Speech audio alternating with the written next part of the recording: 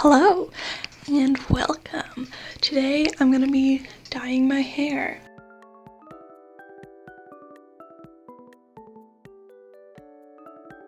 I am using this I don't know how to pronounce the name, but I'm using this hair dye. It's pretty nice. I've enjoyed it. It comes in this nice little squishy bag. I think it's one of those brands that are like trying to be reusable and whatnot, so that's one thing that I like about it. And it's pink, so I am using this hairbrush or hair dyeing brush that I got at Sally's like 2 years ago. It does the job. I used to use my hands for a long time. And then I am using this conditioner just the conditioner that we have on hand to dilute the dye because I'm cheap and dye is expensive. And of course, a mirror so that you can see the back of your head because we alone. And the last item that I'm using is this very beat up towel that I use for all my bleaching experiences. So that's why, it's beat up. It doesn't, who needs to care about it? Nobody. So yeah, let's get to it. I almost forgot the most important tool, a comb that you don't care about.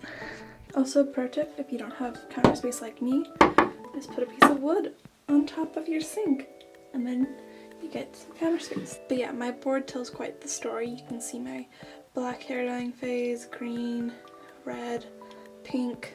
There's some bleach over there. But yeah, it's nice to have a piece of wood that you can just beat up and not care about. 10 out of 10 would recommend. I've been dyeing my hair since senior year of high school. It's gone through many iterations. I started with like just the bottom of it being blue, and that was a look. And then I did entirely green. I think I went to blue after green, and then I had like purple bangs, and then I went to like blue and purple, and then I was trying to dye it red on top of the blue, so it always would turn this like puke green at the ends. And so those were some looks. And then I dyed it all black after that and chopped it real short, and then after a while I dyed it orange, and ever since then I've been totally in love with warm tones on my hair, and so that's why I now have pink hair.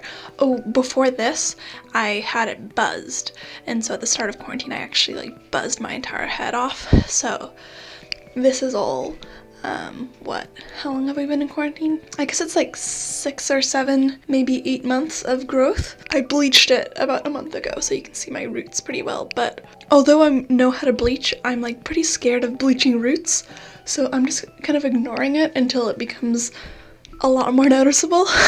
One thing that I love about having hair that has been bleached and that I continuously dye is that I can just let the color fade. The color that I'm going to be using today is this really bright pink, and it's what was on my head before this. It like just fades into this like pastel, I guess is what you'd call it. I don't know, but that's what we're gonna be doing today, re-dyeing my hair.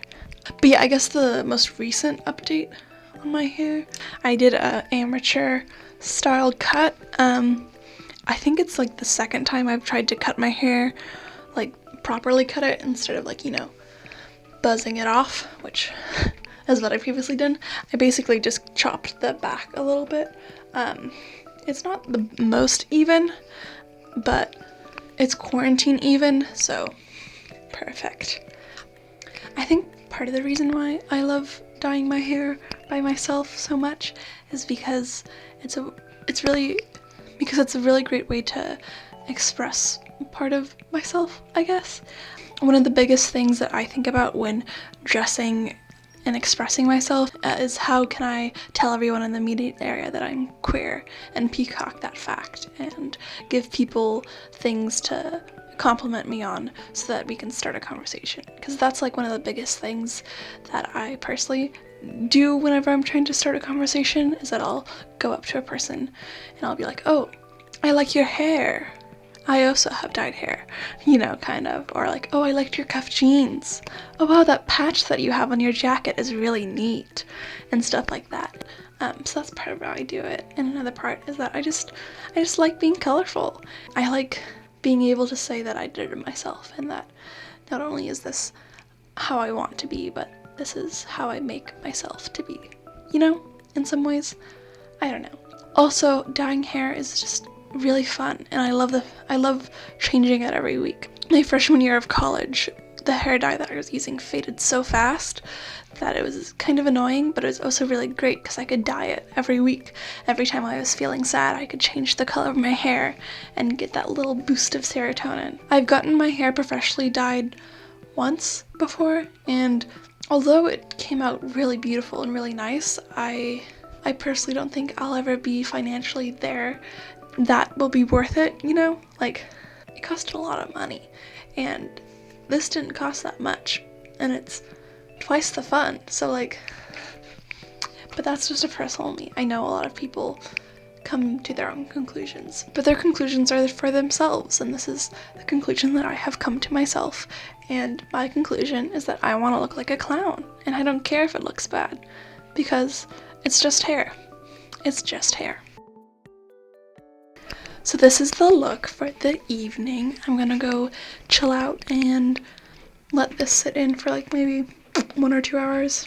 I know 2 hours sounds like a lot, but like it's not gonna hurt it, so might as well. But yeah, see you then.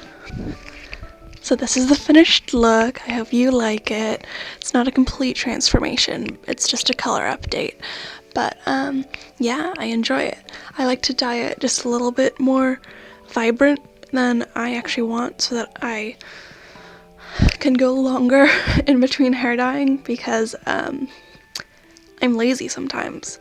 But yeah, I'll do a little 360 clip of the hair look, and yeah, that's all I have for this video. Like, comment, subscribe, I guess.